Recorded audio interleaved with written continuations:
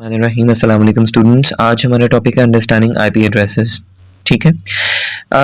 जैसे कि मैंने आपको बताया था कि हमारे घरों के जिस तरह से एड्रेसेस होते हैं ताकि लेटर सीधा हमारे घर पहुंचे, इसी तरीके से आईपी एड्रेसेस होते हैं।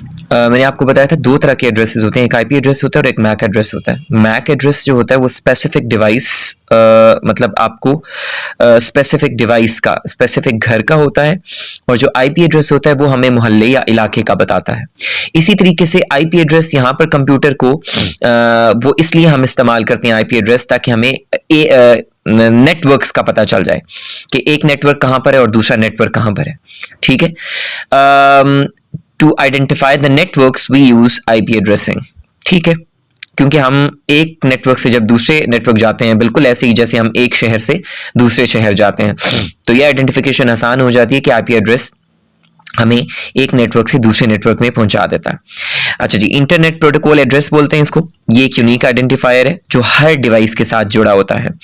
ठीक है, जो हर डिवाइस जो कि कम्युनिकेट करना चाहती है उसके साथ जुड़ा हुआ होता है। आईपी एड्रेस जो है वो आपको कौन असाइन करता है, मतलब कौन देता है ये डिवाइसेस को, आईपी एड्रेस कौन देगा? तो वो आपका डीएचसीपी एक सर्वर होता है। डीएचसीपी एक सर्वर है जो आपको या आपकी डिवाइस को, चाहे वो कंप्यूटर या मोबाइल फोन है, तो वो आपको देगा आईपी एड्रेस आपकी डिवाइस को।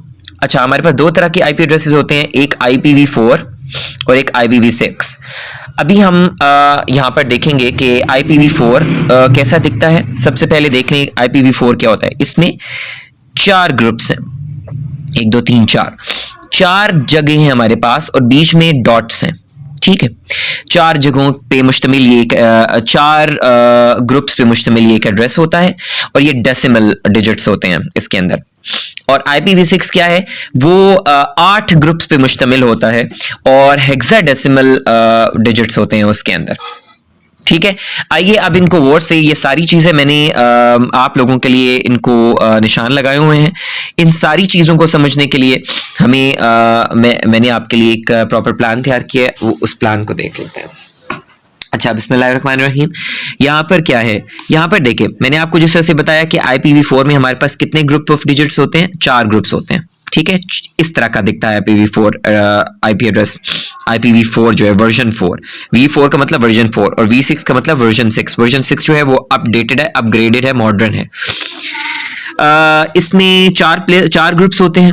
ठीक है, और ये सारी डेसिमल डिजिट्स होती हैं। और हम, आपको पता है कि हमने ये पता लगाया था कि डेसिमल टू बाइनरी जब हम कन्वर्ट करते हैं, ठीक है, क्योंकि ये at the end of the day addresses जो है कन्वर्ट होते हैं। जब हम कन्वर्ट करते हैं इनको बाइनरी में, तो हर डेसिमल डिजिट के लिए आपको पता है ना 8 बिट्स चाहिए होती हैं। ठीक है, तो अब आप खुद सोच लें कि इसके लिए भी 8 बिट्स हो जाएंगी, इसके लिए भी 8 बिट्स, इसके लिए भी 8 बिट्स, इसके लिए भी 8 बिट्स, और ये सारी की सारी 8 बिट्स जब मिलेंगी तो कितने बिट्स बनाएंगी? 32 बिट्स। इसका मतलब है एक आईपी एड्रेस जो होता है वो 32 बिट्स पर मुश्तमिल होता है। 32 बिट्स चाहिए होते हैं हमें स्टोर करने के लिए आईपी एड्रेसेस को।